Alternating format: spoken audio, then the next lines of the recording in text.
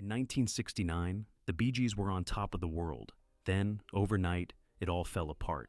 One brother quit, the band imploded, and their future vanished in a single decision. If one phone call hadn't been made, we might never have heard Stayin' Alive or How Deep Is Your Love. Fractured bonds. By the late 60s, the Bee Gees had gone from hopeful Australian exports to global sensations seemingly overnight. Massachusetts, I've Got to Get a Message to You, and Words had climbed the charts in multiple countries, putting the Gibb brothers shoulder to shoulder with acts like the Beatles in terms of popularity. They were barely in their 20s and living the dream, tours, TV appearances, screaming fans, and chart-topping records. But behind that perfect harmony was a growing dissonance. Success magnifies everything, both the good and the bad. And for the Bee Gees, it started to magnify the cracks in their relationship. Robin Gibb, with his unmistakable vibrato and knack for moody, emotional ballads, was increasingly frustrated by what he saw as favoritism toward Barry. Barry's smooth pop delivery and charisma made him the natural frontman in the eyes of the press, managers, and even some producers. But to Robin, it felt like his contributions were being pushed aside, and that resentment began to fester. Maurice, the easygoing middle brother, was the one who usually stepped in to calm the waters. But even he was becoming distracted, dabbling in London's nightlife, spending long nights in clubs, and, according to some accounts, enjoying the trappings of fame a little too much. That left fewer opportunities for him to act as a buffer between his two strong-willed brothers. The tension wasn't just personal, it bled into the music. Studio sessions turned into battlegrounds.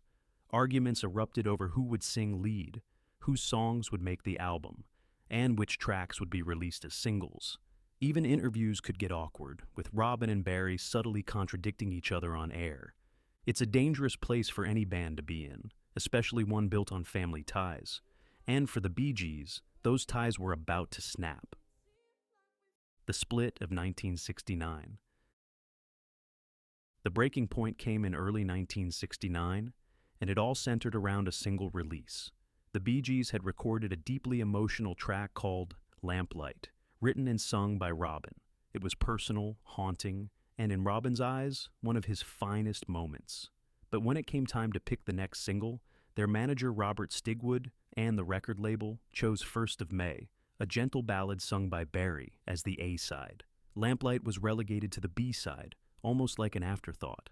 For Robin, this wasn't just a business decision, it was an insult. To him, it confirmed his worst fear, that Barry had become the favored voice of the Bee Gees and that his own role was shrinking. I felt excluded, Robin would later admit. And in a band where each brother brought a unique magic to the table, exclusion was a fatal wound.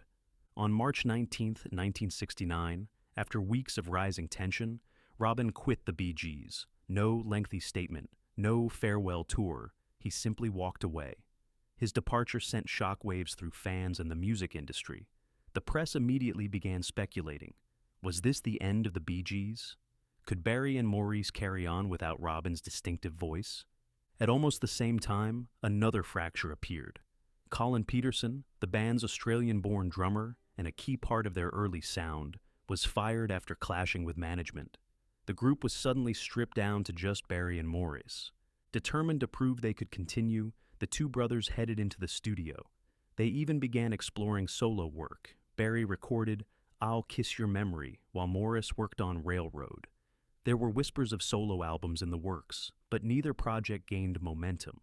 Without the chemistry of all three brothers, the magic was gone. What had once been effortless harmony had turned into scattered, uncertain fragments. And though Barry and Maurice tried to keep the Bee Gees' name alive, the reality was undeniable. The group was splintered, the public was losing interest, and the golden era that had seemed so certain just months earlier was now hanging by a thread. But the storm hadn't finished raging yet. Life after the break. When Robin left, he wasted no time proving he could stand on his own. Just months after the split, he released Saved by the Bell, a sweeping ballad that showcased his emotional range and knack for melody. To the surprise of many, it soared to number 2 on the UK singles chart, selling over 1 million copies worldwide. For Robin, it was vindication. He'd gone from being the overlooked brother to topping charts on his own, and the press ate it up. Headlines speculated about a full solo album and a permanent split from the Bee Gees. Barry and Maurice, meanwhile, found themselves adrift. They tried to keep the Bee Gees' name alive, releasing tracks like Don't Forget to Remember, which did well in some markets but didn't match the global success they had known. The absence of Robin's distinct vibrato was glaring, and fans could feel the difference. Interviews became awkward. Barry and Maurice would talk about the future of the Bee Gees, but their answers sounded more like wishful thinking than concrete plans. Individually, they explored solo projects. Barry's I'll Kiss Your Memory had a romantic charm, but without a major promotional push, it quickly faded. Maurice's Railroad hinted at his talent for arrangement and mood, yet it too disappeared from the charts. Both brothers had the skill, but something essential was missing, that alchemy only the three of them together could create. The music industry is ruthless toward uncertainty. Without the full trio, radio programmers hesitated to play new Bee Gees material. Promoters were less eager to book tours. Even their once-strong presence on TV variety shows dwindled. Fans began moving on, latching on to the next wave of rising acts. And while Robin enjoyed a wave of solo attention, it wasn't without its own challenges. The pressure to deliver a follow-up hit was immense, and the tabloid coverage often framed the split as a bitter sibling rivalry. Behind the public posturing, there was still hurt, on both sides. The Bee Gees' future had never looked so fragile, but the story was far from over. Lowest point. By early 1970, the Bee Gees' golden run had all but evaporated. The three brothers who had once seemed inseparable were now living separate lives, chasing separate dreams. Without Robin, the group's signature blend of voices, three perfectly matched tones weaving into one, was broken. Barry and Maurice kept working under the Bee Gees' name, but to the public, it was a shadow of what had been. The numbers told the story. Singles that once soared into the top 10 were now struggling to break into the top 40. Their most recent album, Cucumber Castle, barely made a dent in the charts. In some markets, it wasn't even released. TV appearances felt awkward, just Barry and Maurice smiling through interviews, avoiding direct questions about Robin's absence. Even longtime fans admitted that something was missing. Behind closed doors, morale was crumbling. The music industry moves fast, and new trends were emerging. Progressive rock, heavier guitar-driven sounds, singer-songwriter folk. The Bee Gees' lush orchestral pop, once fresh and exciting, was starting to feel out of place. Without their full lineup, they lacked the creative fire to reinvent themselves. Barry and Maurice tried to fill the gap with guest musicians and session singers, but the chemistry wasn't the same. In the studio, they could replicate the sound, but not the soul. On stage, the missing presence of Robin was palpable. Fans still cheered, but it was a polite applause, not the feverish excitement of their earlier tours. For the first time since their teenage years, the brothers faced a terrifying question. Was this it? Were the Bee Gees destined to become another band that burned bright for a few years, only to fade quietly into nostalgia?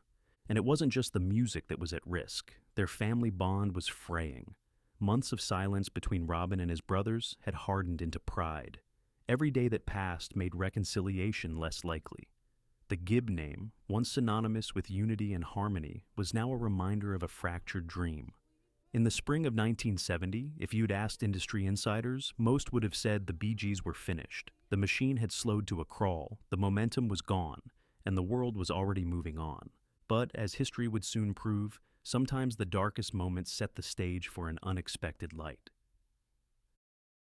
The call that changed everything. It was August 1970 when everything began to shift. After more than a year of silence, tension, and stubborn pride, Robin finally picked up the phone. On the other end was Barry, his voice cautious but warm. The conversation didn't start with apologies, just small talk, easing into a space they hadn't shared in months. But beneath the pleasantries was the unspoken truth. They missed each other. By this point, Robin's solo career had cooled. Saved by the Bell had been a huge hit, but the follow-up singles struggled to gain the same traction. He was starting to feel the weight of going it alone. And Barry and Maurice were facing their own struggles, reduced sales, lukewarm reception, and a creeping sense that without Robin, their days as a world-class act were numbered. The call stretched on. They reminisced about their early days, cramped recording studios in Australia, their first big break in England, the nights spent dreaming about the future. Somewhere in that conversation, the bitterness that had once seemed permanent began to soften. Robin agreed to meet in person. When the three brothers finally sat down together, it wasn't in a boardroom or a recording studio. It was at home. No managers, no lawyers, just family. The arguments that had once seemed like insurmountable walls were suddenly smaller when compared to the years they had spent side by side. The music, they realized, had always been the glue. They didn't waste time.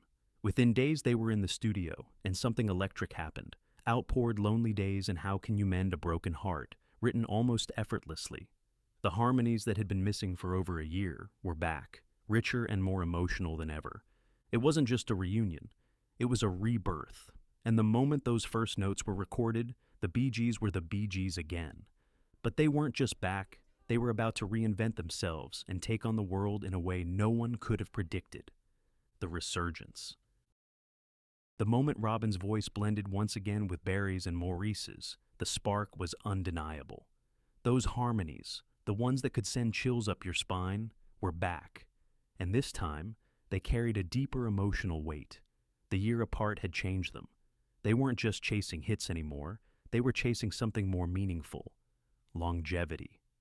Their first release after reuniting, Lonely Days, climbed the charts in the US, marking the Bee Gees' first real taste of American success.